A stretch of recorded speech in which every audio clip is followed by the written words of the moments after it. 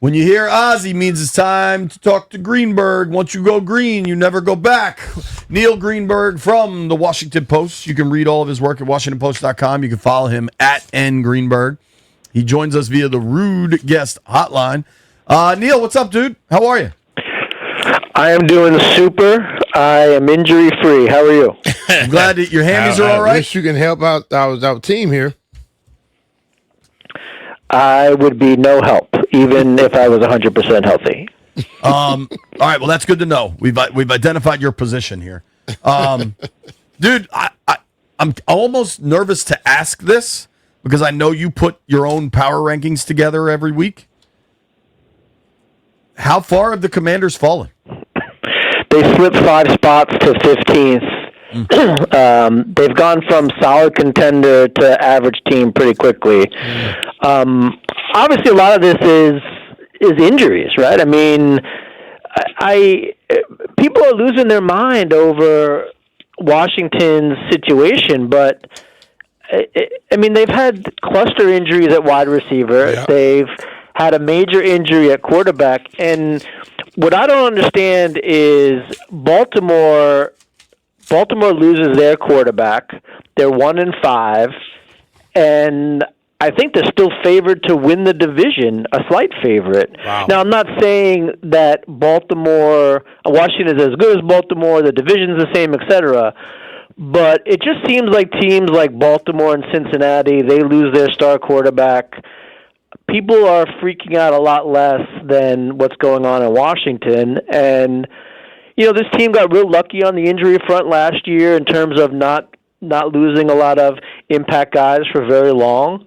This year, it's much different.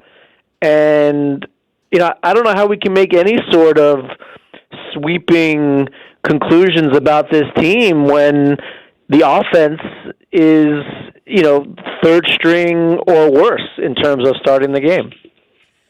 It is really hard to, just... You watched the Cowboys game, obviously. What did you make of that mess? What did you make of what they had to offer offensively and then what the defensive performance was? The defensive performance was not great, but they also, Commanders also had some self-inflicting wounds as well. I mean, the pick six, the Daniels fumble, penalties. I mean, that's all. If you wash away all the stuff that's fluky, then this game is probably a lot tighter. Maybe we're talking about, I'd estimate the score to be somewhere like 28-24 Dallas.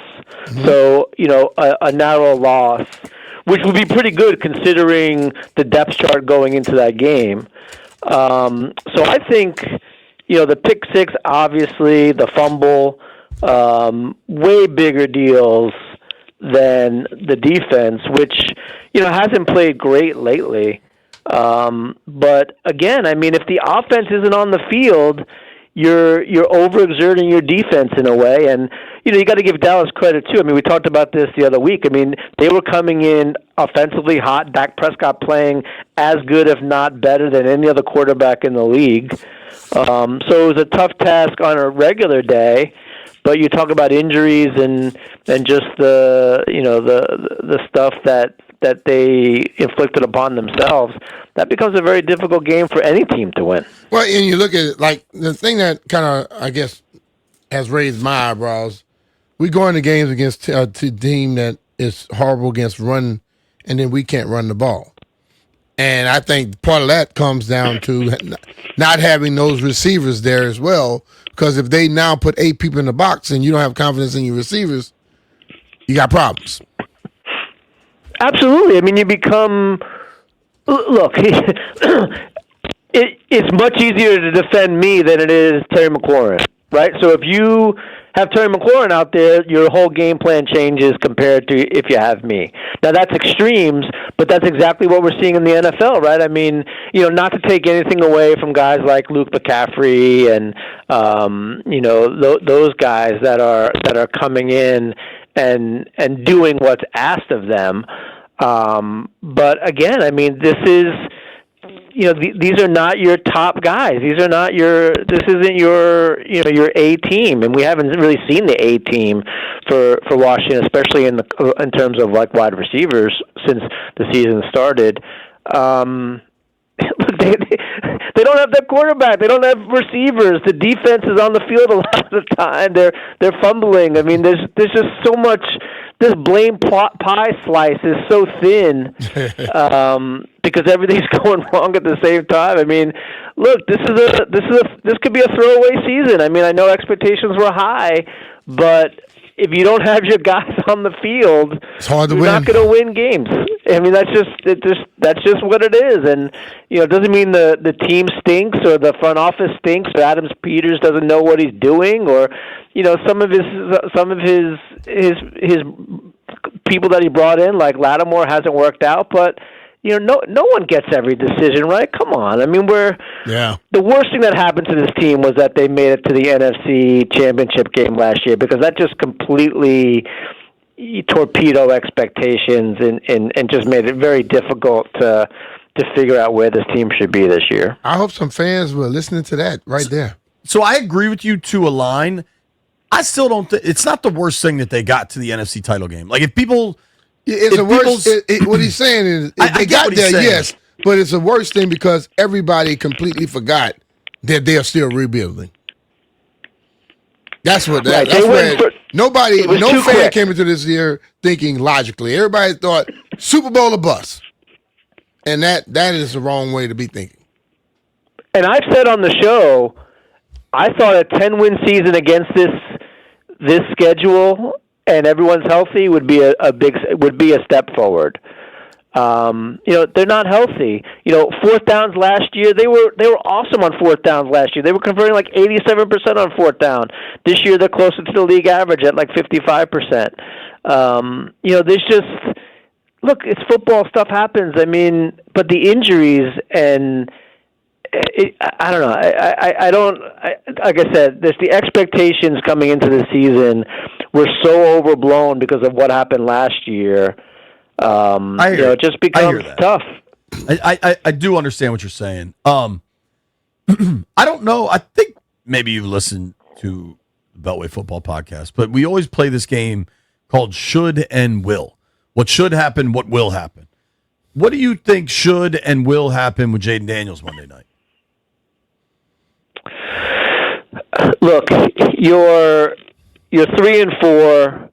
You got 3 brutal games ahead of you, and then you got Miami before the bye week. I don't know if the playoffs are a realistic goal for this team right now, because if you only win one of these next 3 games, you're 4-6. I mean, that's tough, and you still have to play the Eagles twice. You got to play Denver after the bye week. That's a tough game.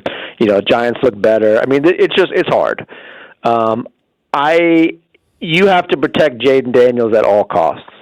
You have to make sure that he's healthy for the next couple of years, not necessarily for the next couple of games. And I just think I do not think he should play if he's not absolutely 100% ready to go. So I think they probably will play him, but I do not think that they should play him if there's any doubt that he's fully healthy. I think that's correct. Especially, B, you said it, like the hamstring's just so tricky. Now, it could depend where the injury is. Dan Quinn, though, said should be good news with Terry and Debo. We're talking with our friend Neil Greenberg from the Washington Post, stats, analytics, fantasy, all of it for the Post. You can follow Greenberg at @ngreenberg, joining us via the Rude Guest Hotline. Neil, depending where you look right now, Washington is a 10-point dog. Maybe more, maybe less, depending where you're shopping, right? But it's a big number. I mean, it's a double-digit number on Monday Night Football. I was just looking at the media guide for this week. The Washington organization, Redskins, football team, Commanders, all of them have a career 1-10 record against Kansas City, and the organization has never won in Arrowhead. 0-8. They are going into this thing 10.5-point dogs. Do you think that number is baked in with Mariota starting? I do. Full disclosure, I bet Kansas City minus 9.5 when it opened. I look, these are teams that are going in different directions right now. Kansas City, the offense is finally starting to get the legs under them. Patrick Mahomes is now the favorite, albeit a slight favorite, to win the league's MVP award. This was a team that was down and out and has started to pull it together, the Kansas City Chiefs. They're getting healthier as opposed to what's happening in Washington. This is a tough spot. This is a tough spot on the road, even though Kansas City hasn't been great at home as of late. But I do think 10 points. I do think Kansas City winning by 10 points is not unreasonable, considering what we know. Now, if Jayden Daniels plays, the number probably moves, but where's it going to move to? Like, it can't move, I don't think, to like minus 6.5, because then the books will just get slammed with middles.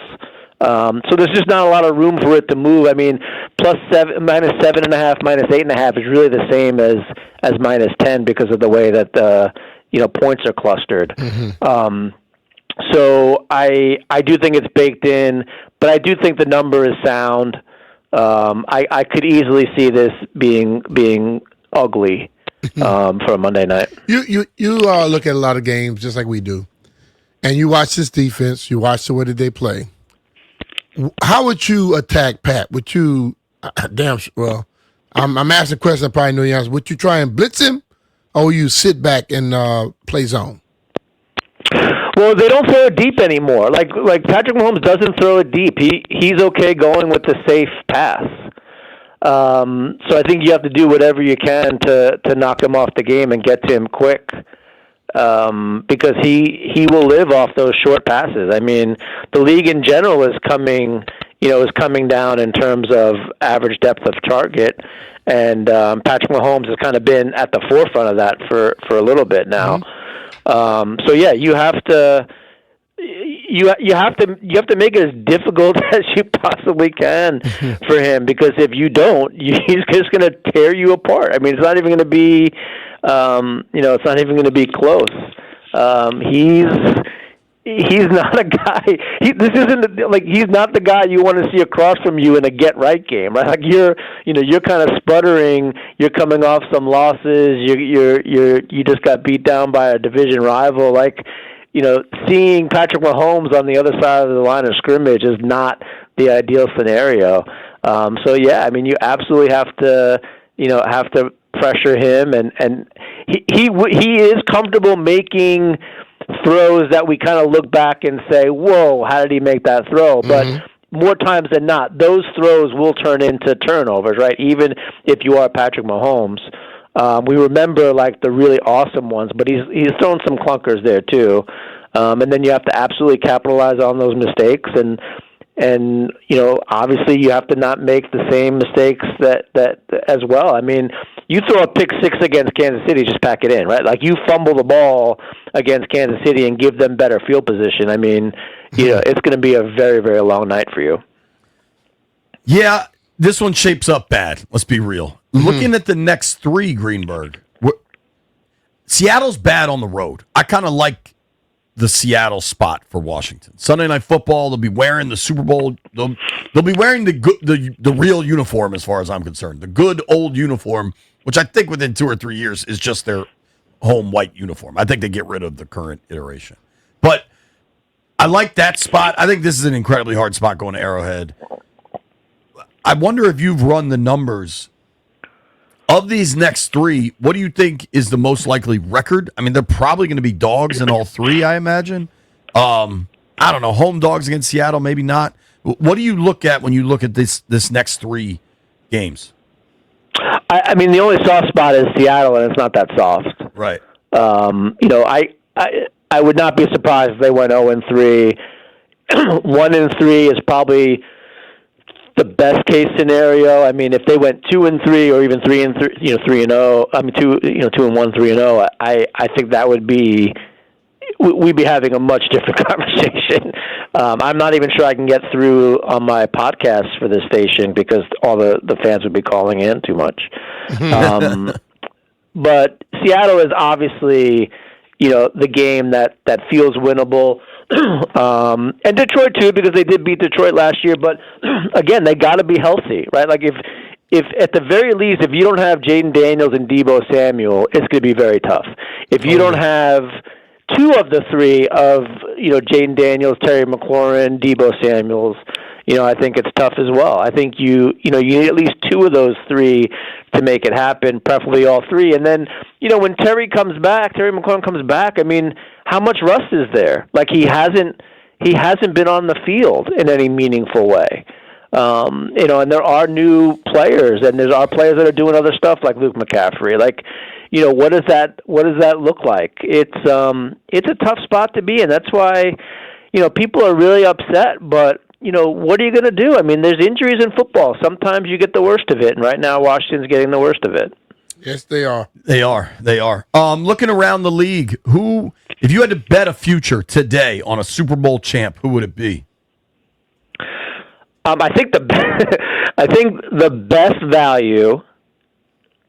value is probably Baltimore, only because the odds makers think that they can win the division, and Lamar comes back, and it's absolutely silly. Like it is so comical that we're even having this discussion. But if Lamar Jackson comes back, they're playing Miami, they're playing Cleveland, they're playing the Jets, they're playing the Bengals twice. The only tough games, if you want to call them that, are Green Bay, maybe New England. Like there aren't a lot of tough games on the schedule for Baltimore, and that's probably why they're favored to win the division. They're still favored to win the division? They're a slight favorite, yeah. So wow. I'm looking right now. I'm looking right now on FanDuel, and it has the Steelers at plus 135 and the Ravens at plus 150. Okay, so that's pretty close, considering one team is 4-2 and the other one's 1-5, and they play each other twice. That's crazy. Damn. Right? Yeah. So they're expecting Aaron Rodgers to go crazy? Yeah, they're just expecting Baltimore to start making hay once they come back. Now, like that to me is probably the best value on the board. Now, would I play that? I don't think so. But still, I mean, that's probably the best value on the board. I think the Rams are looking really good. You're not going to get any value on Kansas City. I think Carolina's interesting, only because you look at where they are in the division compared to like some of the other 4-3 teams, and they're probably a pretty decent value there. Buffalo may even be a value depending on how much stock you put into New England, who, by the way, on this show I said, look out for New England. I think they could be probably one of the most improved teams in the league. You get a real coach, quarterback's playing well, and soft schedule. Yeah. So Baltimore, though, is interesting considering they're 1-5. That's very interesting. Who would you like out of the NFC? Who would you bet to win the NFC even? NFC's wide open. I don't know if I trust any of these teams, but right now I think probably the Rams. The Rams are probably my favorite team in the NFC. Green Bay a close second, but no Detroit. No faith in Philly. No faith in Detroit. No faith in Tampa. Tampa's winning because that division stinks. Not a big fan of Seattle. San Francisco's hurt. Still 5-2 though. That's the other thing. What do you make of that Niners team? It's pretty interesting. Yeah, I was just going to say, like, as much as we're talking about Washington being not good and underwhelming with all the injuries, no one's talking about San Francisco keeping it all together with duct tape and glue and 5-2, right? Like, you don't hear a peep about what they're doing in San Francisco. And I actually think Christian McCaffrey probably deserves some MVP talk because of how important he is to that offense, i.e., he is the offense. Yeah, he's certainly the offense for my fantasy team. I think McCaffrey has been really interesting. It's like nobody's talking about the Niners because everybody keeps expecting it to kind of fall apart, but at some point it hasn't. What about the Colts, dude? Speaking of teams that everybody expects to fall apart. I tweeted this. I mean, if Tom Brady or Patrick Mahomes was the quarterback of the only one-loss team in football, and efficiency measures like standard, non-traditional, whatever, were in the top 3, they would overwhelmingly be the MVP favorite of the league.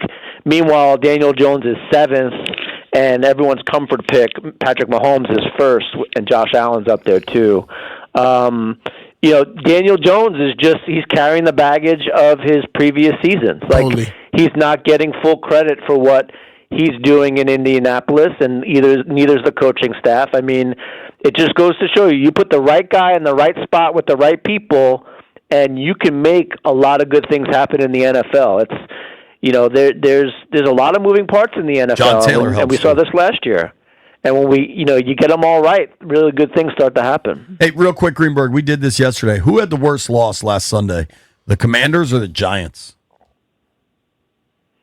Oh, the Giants, because the Commanders are injured. Like, I don't even think it's close. I agree. The Giants was just a debacle. New York sports has been kind of like on a skid lately. But, that was tough. We got to run next week. Make sure I build in time to talk Caps. They had a big win last night, playing good hockey, scoring a bunch. I've been enjoying watching that. We got to run though, Neil. Thank you for the time, man. As always. Love you guys. Talk to you soon. That's our guy, Neil Greenberg.